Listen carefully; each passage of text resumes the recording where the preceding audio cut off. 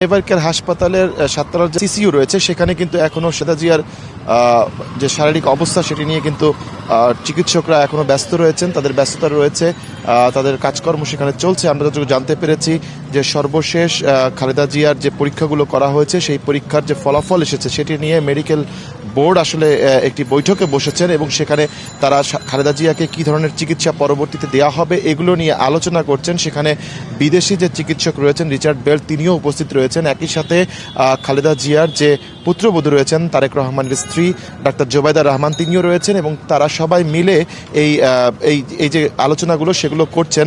আমি একটু আপনাকে দেখাতে চাই যে বিকেলে যখন খালেদা জিয়ার চিকিৎসক doctor AZM Zahid Hossain brief করেছিলেন, এরপর কিন্তু এখানকার যে নেতাকর্মীরা উপস্থিত ছিলেন তাদের কিন্তু অনেকটাই স্বস্তি এসেছে তাদের মনে। মানুষের মধ্যে যে শঙ্কা ছিল, আশঙ্কা ছিল সেটি কিন্তু কেটেছে। তারা এখান থেকে আস্তে আস্তে চলে গেছেন। কারণটি হচ্ছে যে AZM জাহিদ হোসেন কিন্তু তার বক্তব্যে বলেছিলেন, তার ব্রিফিংয়ে, যে খালেদা জিয়া অচিরেই সুস্থ হয়ে সবার মাঝে ফিরে আসবেন এমন একটি কথা তিনি বলেছেন। যে এর আগেও সংকটময় মুহূর্ত তার কেটেছে, কিন্তু তার চেয়ে এবারের যে অসুস্থতা সেটি তেমনটি সংকটময় নয় এরকমও কিন্তু তিনি বলেছেন। তো সেই হিসেবে আশা করা যায় যে খালেদা জিয়া সুস্থ হওয়ার দিকে এগুচ্ছেন এবং তার যে চিকিৎসা রয়েছে সেটি দেশি বিদেশি ডাক্তারদের তত্ত্বাবধানে ভালোভাবে চলছে।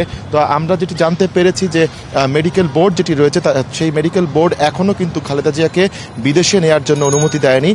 যদি বিদেশে নেওয়ার অনুমতি দেওয়ার প্রয়োজন হয় সেক্ষেত্রে তারা শারীরিক অবস্থা বিবেচনা করে বিদেশে নেওয়ার অনুমতি দেবে এবং খালেদা জিয়াকে সার্বিক পর্যবেক্ষণ যে রাখার বিষয়টি রয়েছে সেই পর্যবেক্ষণ তারা করবে। এবং আরও যে বিষয়টি বলা হচ্ছে যে কাতার আমিরের তত্ত্বাবধানে যে এয়ার অ্যাম্বুলেন্স আসার কথা ছিল ঢাকায় সেটিও প্রস্তুত রাখা হয়েছে, যখনই প্রয়োজন হবে সেটিকে ডাকা হবে এবং সেটি ঢাকা চলে আসবে।